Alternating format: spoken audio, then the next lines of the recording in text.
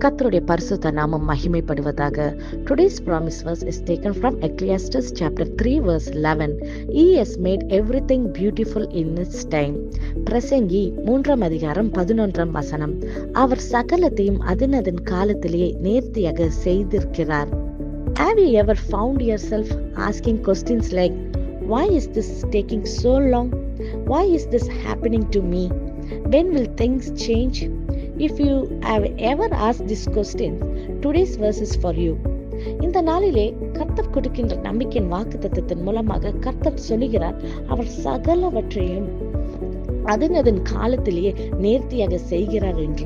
ஆம் பிரியமானவர்களை, இதை கேட்டுக்கொண்டிருக்கிற நீங்க ஒருவேளை ஏன் எனக்கு இந்த தாமதம், எதற்கு இந்த காரியம் எனக்கு அனுமதிக்கப்பட்டது, எப்போது என் வாழ்க்கையில ஒரு மாற்றம் வரும்னு சொல்லி நீங்க கேள்வியோட வேதனையோட கர்த்தருடைய சமூகத்துல நீங்க காத்திருந்து இந்த போராட்டமான சூழ்நிலைகள், இந்த வேதனையான காலங்களுக்கு எப்பொழுது முடிவு வரும் என்று சொல்லி ஒருவேளை நீங்க காத்து கொண்டிருந்தீங்கன்னா, இந்த நாளிலே கர்த்தர் சொல்லுகிறார், எல்லாவற்றையும் அவர் அதன் காலத்திலே நேர்த்தியாக செய்கிற தேவன். ஆம் பிரியமானவர்களே, we serve a God who is a perfect God.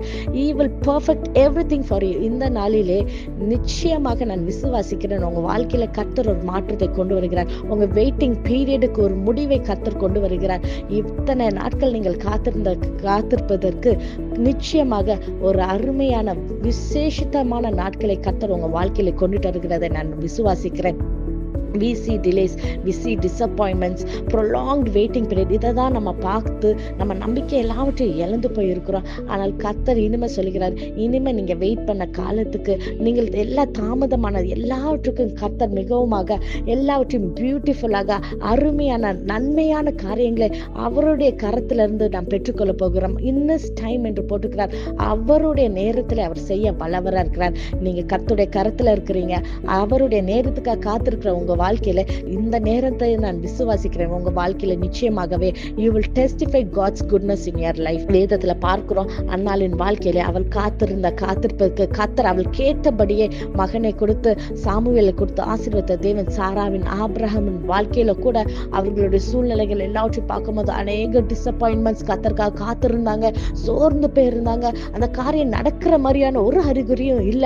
அவங்க வயது சென்ற காலத்துல கூட கர்த்தர் சொன்ன வார்த்தை அவருடைய கர்த்தருடைய நேரத்திலே கர்த்தர் அதை அழகுபடுத்தி அதை விசேஷித்தப்படுத்தி ஈசாக்கை கொடுத்த தேவன். இந்த நாளில கூட உங்களுடைய தாமதங்கள் எதுவா இருந்தாலும், உங்களுடைய வெயிட்டிங் பீரியட் எவ்வளவு லாங்கா இருந்தாலும் கர்த்தருடைய நேரம் வந்துருச்சு என்று நான் விசுவாசிக்கிறேன். உங்களுடைய வாழ்க்கையில கர்த்தருடைய நேரத்துல நீங்க காத்திருக்கிறீங்க, நிச்சயமாகவே அதை நீங்க பெற்றுக்கொள்ள போறீங்க. யோசேப்பின் வாழ்க்கையிலும் செய்த தேவன்.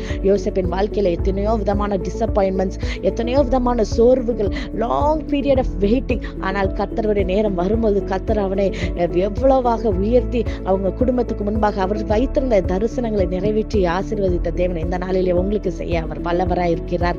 God's timing is not our timing, but His timing is always perfect. Even if you're going through a painful or confusing season, remember God is still working even when we can't see it. If it is not beautiful yet, God is not done yet. இதை விசுவாசிக்கிறீங்களா? நம் கண்களை மூடி ஜெபிப்போம். நேசிக்கிற நல்ல தகப்பனே, அப்பா நீர் கொடுத்த இந்த வாக்குத்தத்த வசனத்துக்கு நன்றி செலுத்துகிறோம் கர்த்தாவே.